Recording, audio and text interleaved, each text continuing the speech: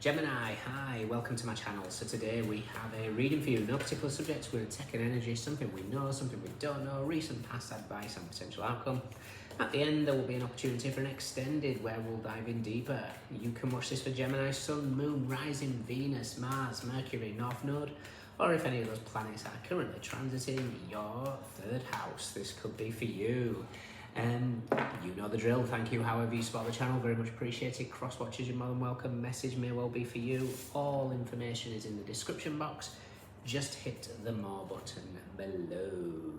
Gemini, what's going on?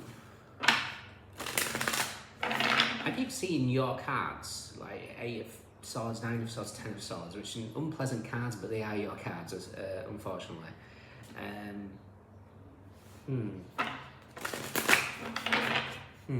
What's going on, Gemini? We have the 5 of Coins. Okay, so something doesn't feel quite right. It's a feeling of left out in the cold.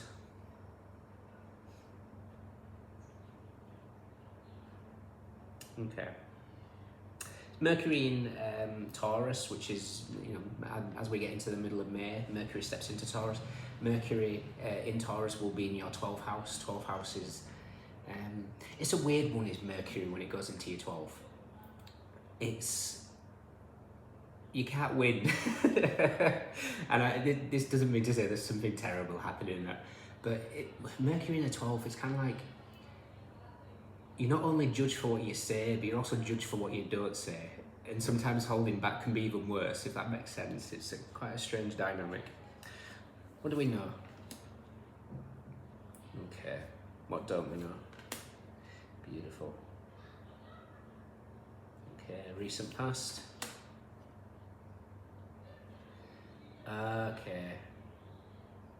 Okay, that's why I was seeing the 8 of Swords. It's not here yet. Advice, there you go. It's one of your cards. And the potential outcome. Okay.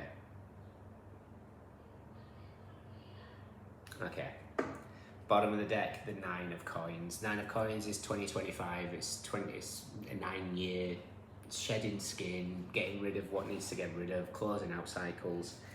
With the 3 of Coins, the Ace of Cups, the Emperor, the 8 of Swords, and the Alchemist. There's that Magician energy. That's why I was seeing the... so there's the Mercury with the Magician and the 8 of Swords. So 8 of Swords in the top deck is called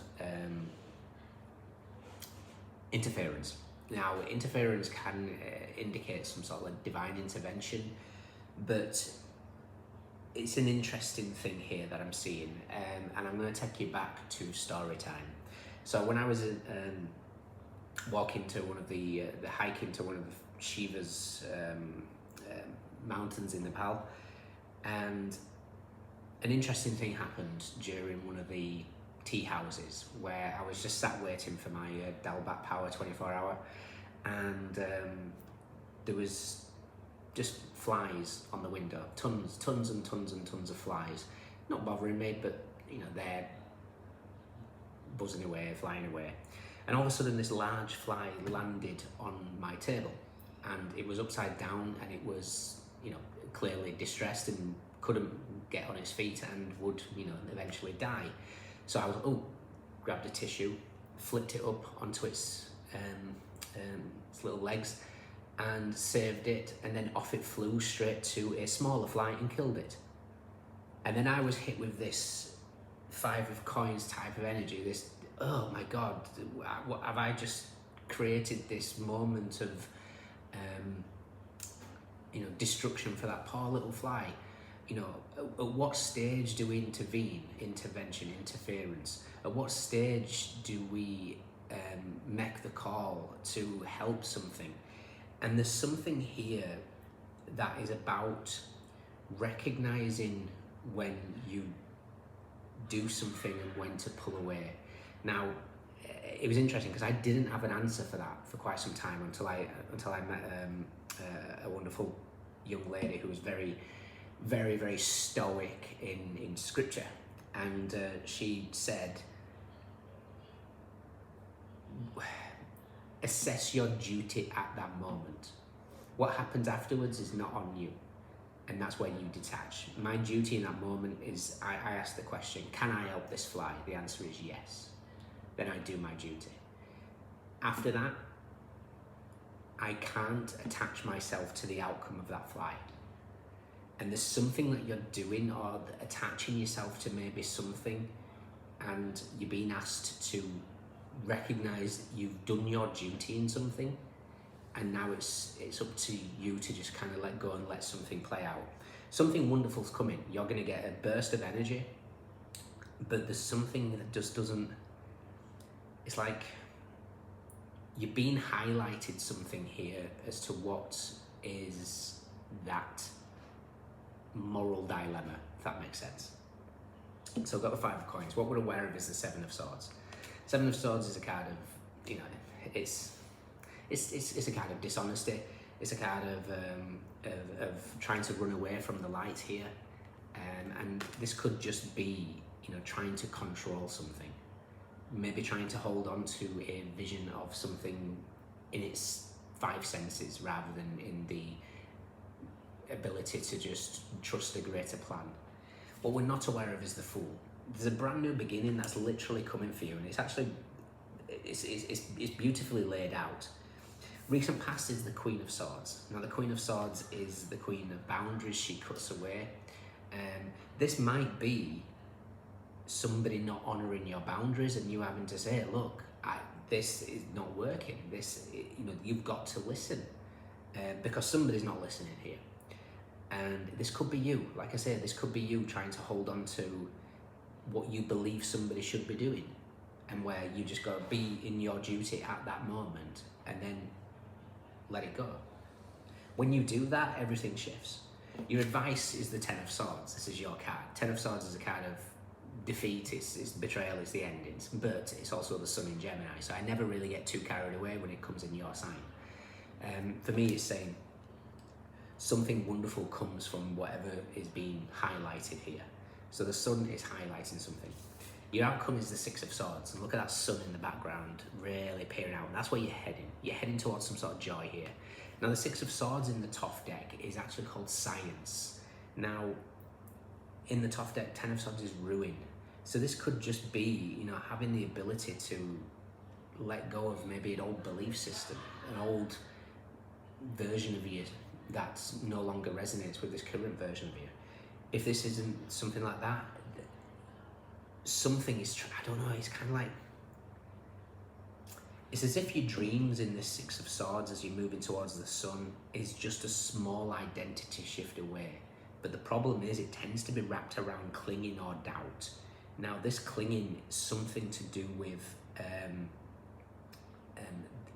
that interference of being able to let something go and completely detach to make its own way forward. And what tends to happen is, and especially with the 9 of Swords being that anxiety and very energetic nervous system, chaotic aspects, Queen of Swords is the queen of saying no. Now, our nervous system associates no a lot of the times, depending on our upbringing, with loss of love or safety. And there's something here that's just screaming no, but something's not listening. So whether that's you or another person, you know, you're gonna have to be clearer. If this is you that's saying no to a situation, be clearer. If somebody's saying no to a situation to you, let it be, let it go. Because on the other side of this is the Sun, and I'm gonna look for the Sun in a minute because it's shining very bright. Beautiful.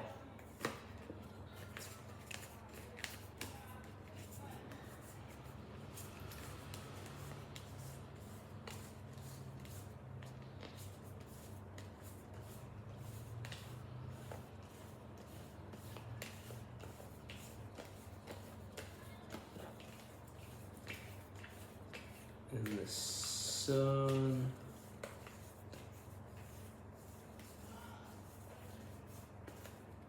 Well, the Lovers, which is you guys, is with the Page of Wands and the 4 of Coins. 4 of Coins is the Sun in Capricorn, the Sun hits the Devil.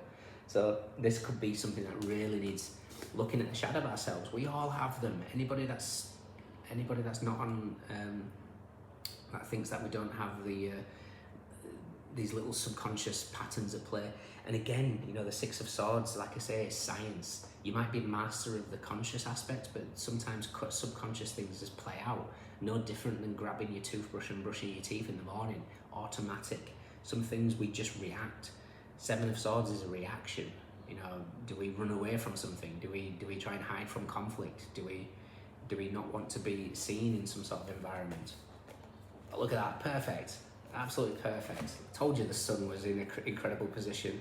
It's with the world and the Nine of Cups. The world is completing a cycle, and this wish fulfillment is fantastic. Nine of Cups is contemplative. What's it called in Toff? Satisfaction. Satisfaction. Beautiful. Ace of Swords straight afterwards.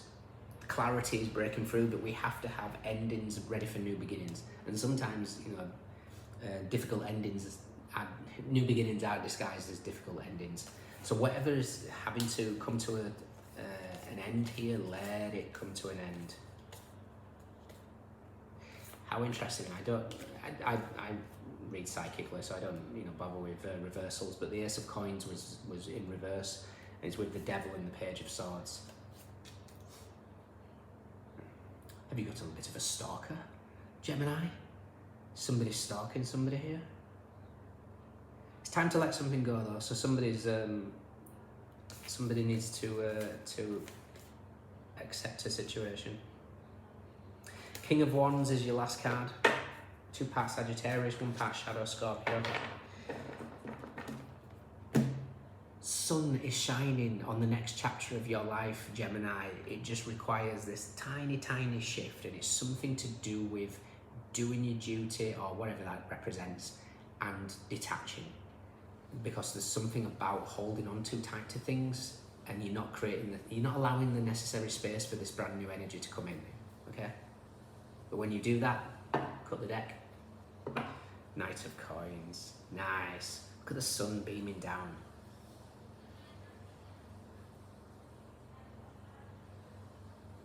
Ooh, there's a few things here.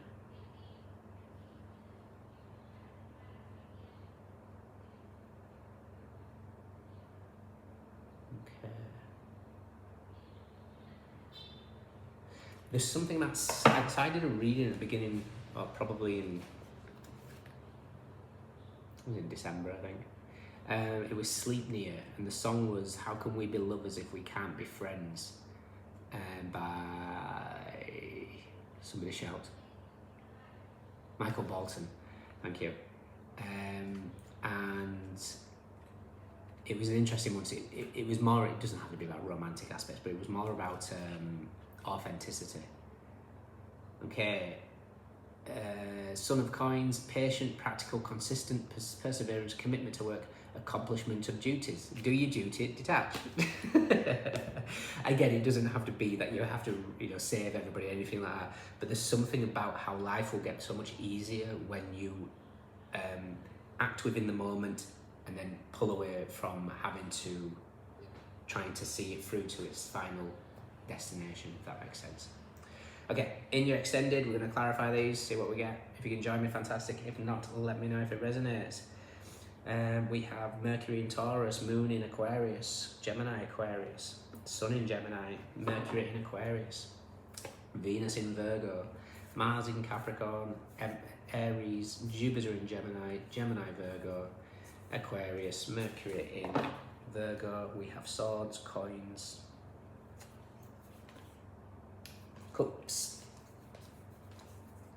and it seems a long time before we get to Wands, so it's like we're ignoring our passions here. A long time before we get to Wands, a long time, and it's the Three of Wands, the Sun in Aries, which is the present moment where we are now. Okay guys, let me know, take care, see you soon.